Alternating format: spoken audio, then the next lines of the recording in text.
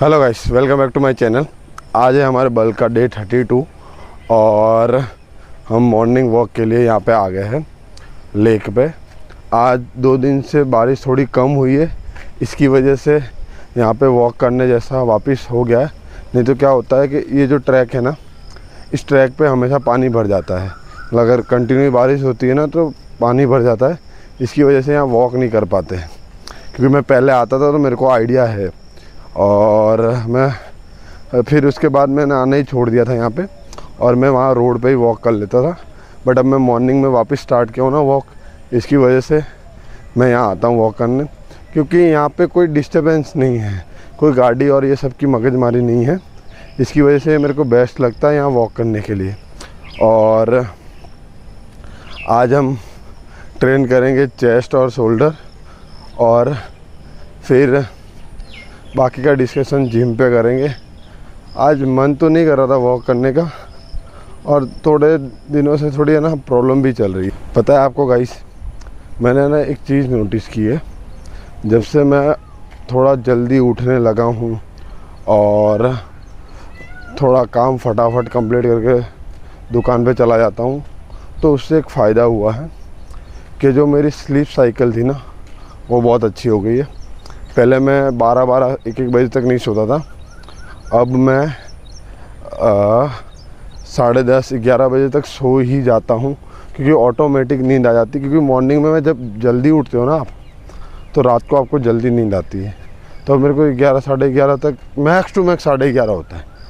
हो गया तो हो गया, नहीं तो 10:30 से 11 के बीच में नींद आ ही जाती है और सो ही जाता हूँ।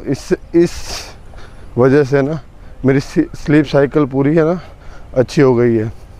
लोग बोलते हैं कि सूर्योदय से पहले उठना चाहिए, ये अच्छी बात है, तो अब मैं फॉलो कर रहा हूँ। मैंने जैसे आपको पहले भी बताया था कि मुझे ना अभी योगा वगैरह भी सीखना है मेंटल पीस के लिए, बट अभी टाइमिंग की वजह से नहीं हो पा रहा है। भविष्य में ट्राई करेंगे और मेंटल पीस को भी सेटल करेंगे। चलो अब मिलेंगे गाइस जिम पे। तो मेरे दोस्त बोलते हैं कि तू इतनी कम वर्कआउट क्यों करता है।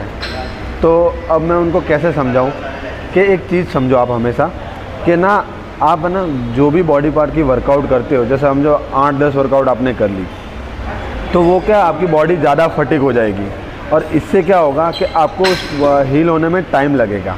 अब समझो कि एग्जांपल के थ्रू समझो कि अगर आपने एक खड्डा खोदा है, अब आप जितना गहरा खड्डा खोदोगे ना, उसको भरने में टाइम लगेगा ना, वैसे ही बॉडी पार्ट काम करता है।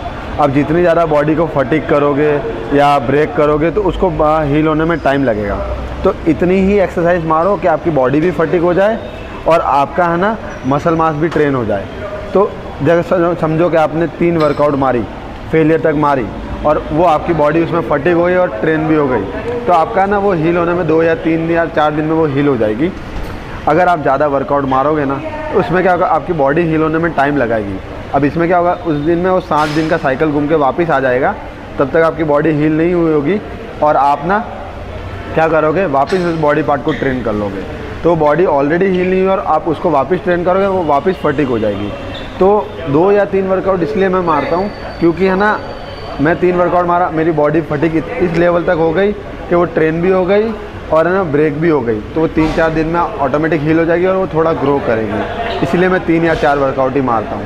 ये हमेशा याद रखो कि 3-4 वर्कआउट बहुत हो गई, मैक्स टू मैक्स 3-4 वर्कआउट। इससे बेनिफिट ये मिलेगा कि आपकी बॉडी ग्रो करेगी। आपको जितना ना आपको बॉडी को ग्रो करवाना उतना करवा पाओगे, नहीं तो आप ज़्यादा वर्कआउट मारेंगे, ना बॉडी ग्रो करेगी ना बॉडी बनेगी, और ऊपर से ना आपकी बॉडी कम होने के चांसेस बढ़ जाते हैं। तो 2 या 3 वर्कआउट मैक्स हो गया। तो गाइस, वर्कआउट हो गई है कंप्लीट आज, और आज मैंने वर्कआउट की ज़्यादा वीडियो मतलब ली नहीं है। क्यों? क्योंकि अब वर्कआउट बताने का कोई मतलब लगता नहीं है मुझे, क्योंकि आप जब जिम में जाओगे ना, तो ऑलमोस्ट आपको कोई ना कोई वर्कआउट बता ही देगा। आप खाली, मैं वीडियो इसलिए बना रहा हूँ कि आपको डाइट के बारे में और वर्कआउट कितनी करनी उस बारे में मैं आपको बता सकूँ, मैं इसलिए वीडियो बनाता हूँ। अब मैं थोड़ा धीमे धीमे कम कर रहा हूँ वर्कआउट को दिखाना, और मैं आपको सेट कितने मारने हैं वो मैं आपको अब समझाऊँगा। और एक चीज़ याद रखो कि हमेशा बॉडी पार्ट को है ना इतना ही ट्रेन करो कि जितने में आपकी बॉडी है ना फटीक हो जाए और वो ग्रो 2 या 3 दिन में हो जाए, या जो आपका ब्रेक हुई है बॉडी मसल मास वो ग्रो हो जाए। बस उससे ज़्यादा वर्कआउट मत मारो, इससे बेनिफिट ये होगा कि आपकी बॉडी ग्रो करेगी। ये हमेशा याद रखो, बस और कुछ नहीं कहना चाहता हूँ। अब हम मिलते हैं घर पे खाना खाते समय। चलो bye bye guys, meal ready हो गई। हमेशा की तरह हमारा पुलाव, बट ये प्रोटीन वाला पुलाव है, वो वाला नॉर्मल वाला पुलाव नहीं। इसके अंदर सोयाबीन है, पनीर है, वेजिटेबल्स है, बहुत सारी चीज़ें हैं जो इसके अंदर मेरे को ऑलमोस्ट 700 से 1000 कैलोरीज मिलती है, 1000 के आसपास कैलोरीज मिलती है और कुछ 50 के 55 ग्राम के आसपास प्रोटीन मिलता है। रोज रोज रोज खाता हूँ, रोज मुझे उतना ही टेस्टी लगता है जितना आज लग रहा है। अब मेरे को पहले ऐसा लगता था कि मैं जिम करके आता हूँ, थक जाता हूँ, इसकी वजह से टेस्टी लग रहा है। नहीं, मेरे को है ना भूख लगी रहती है, इसकी वजह से टेस्टी लगता है। मेरे को आज तक ये वाली चीज़ें ना ख़राब नहीं लगी। तो बेस्ट मील है, बेस्ट। ये मील प्रेफर कर सकते हो आप। और क्या बोलूँ मैं आपको, चलो स्टार्ट करते हैं खाने का, देन फिर मिलते हैं।